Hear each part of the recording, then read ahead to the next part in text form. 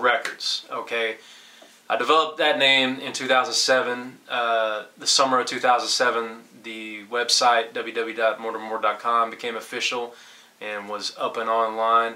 When I came home from Iraq in 2009, I took things further, developed D-More Sound Studio, and became main primary company, and Murder More Records became a division of that.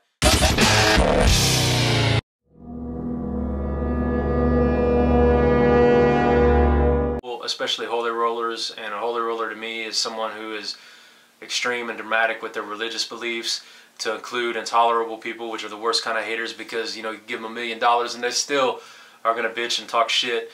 And then also to include people that I consider ignorant because they don't want to take the time to learn anything. The name sounds brutal, it sounds cold, it sounds harsh. Also, if I was to be analyzed by some government fucking agent, if they didn't know my actual background and what I've been through, they would think, oh, here's a threat. Here's a threat. Well, fuck your fucking threats, alright? Here's the deal.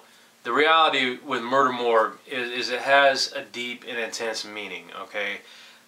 In 2007, when I decided to launch it, the name itself and the image itself, it was actually, this company was paid for with a few thousand that I earned from money that I made when I was overseas. And the way I look at it, that money that I earned over there, because the shit that I went through, is blood money.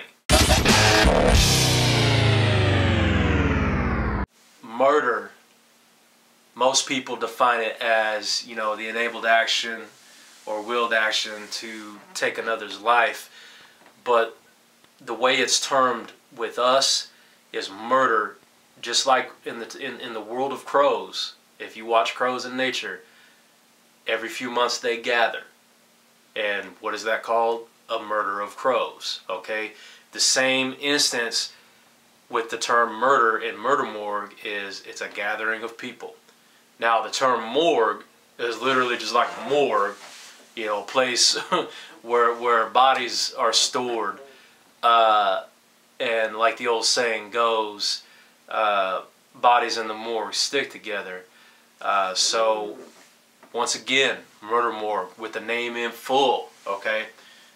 A gathering of people who stick together to have fun and to enjoy some real live entertainment. Also,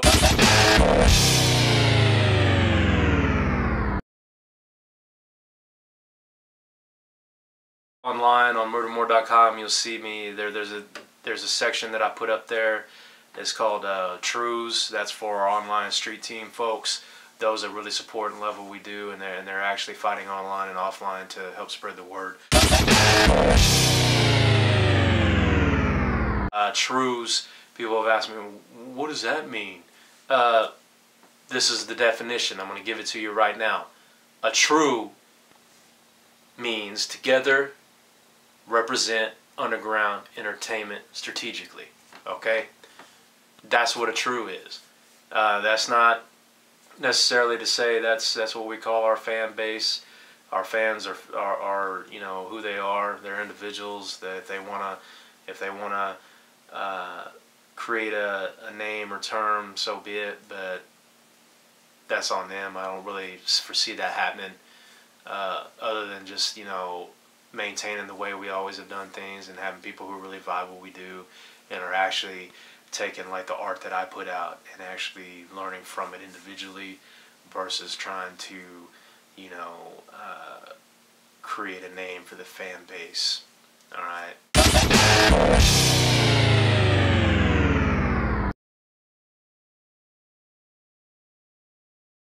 Most of my music is 100% about life. I'm telling my story while at the same time expressing factors of life that I think are bullshit and need to be changed, and trying to get listeners to understand it.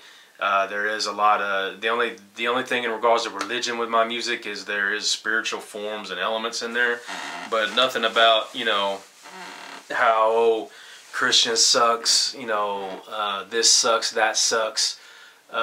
Nothing like that. And I for damn sure, I've had people tell me before that I'm satanic. I'm not. Alright? None of those elements are in anything that I do, other than imagery. I do use imagery a lot, but I'm trying to, if you will actually study that imagery, it's developed in a form that I'm trying to get you to understand something. Just like with an upcoming title, you're going to see the face of the devil inside my head on the Devil's Playground, or Devilish Playground album cover. The reality with that is, inside our minds is a constant struggle and battle between heaven and hell in our minds, and that's all I'm trying to get you to understand. So yeah, there is imagery, but I'm not satanic. Would I do business with them? Yeah, I'll do business with anybody, because your personal beliefs, your religion, your sex, your race, all that non-discriminatory jazz, I don't discriminate. That's none of my fucking business. But if you bring it to my table in a manner to where it's turned into drama, then you're gonna see a different side of me you don't want to fucking see. In terms of politics, I do spit some. There's some little pieces of lyrics where, you know, I'm shouting against this and that, but I'm not trying to be anti-government at all. I have no desire to be. I mean, fuck, I worked with them for so many fucking years. If anybody knows the truth, it's me. But I can honestly tell you, there's some dumb shit going on right now, and honestly, it's really, when you hear me in my lyrics talk about, especially like in songs like Enough's Enough off of Hexism and Hatred, if you will actually pay attention to those lyrics, I'm trying to wake up the listener to understand that it's really our fault that this shit goes on, that all this bullshit in Washington and everything everywhere else, all over the world with governments, it goes wrong. It's really up to the people to fucking wake up, say enough's enough, and fucking actually do something about it. Show them that you fucking care, because it's just like this, man. It's just like on the street, you know. If you're dealing with somebody and, you know, they come at you with something, and it may be something, you know, to where they're trying to tell you what to do, but if you don't stand up for yourself, you know, to that person, they're going to think, man, I can always walk all over them. So it's the same with government. You know, look at it simple. 2 + 2 = 4, not 895. Look at it simple, all right? Because it's just like with government. They look at you, if they bring you something or put something on your fucking table, whether it's via the media or laws or this or that, if you don't stand up and fucking show that man, this really fucking pisses us all off, then guess what? They're going to keep fucking doing this shit. They're going to keep fucking walking all over you. It's just like that in reality. It's just like that in life, you know. In general, like I said though, with politics, I stay away from it. I'm not trying to rally no fucking army or anything like that. I have no fucking desire to.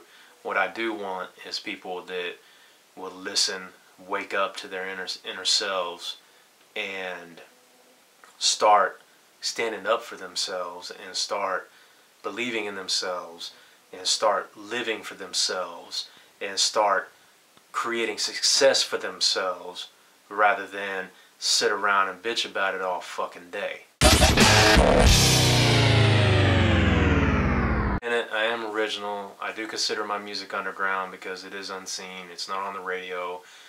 I have no intent of it ever being on the radio, but if it is, hey, don't hate me for it.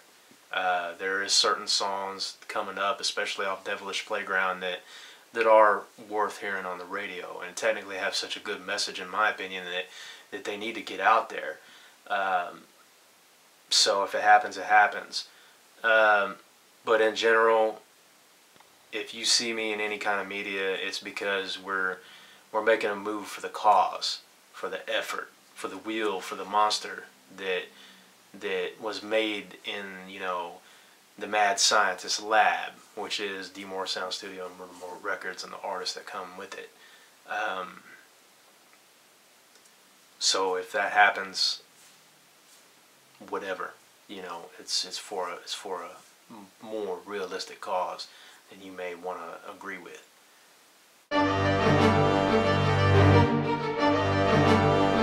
wake up, you know. The world that you think you live in has been altered and reprogrammed and rechanged in a manner that you think what you know is real, but in all actuality, because of this age we live in, you got so much shit coming at you, it's really hard to weed the bullshit out.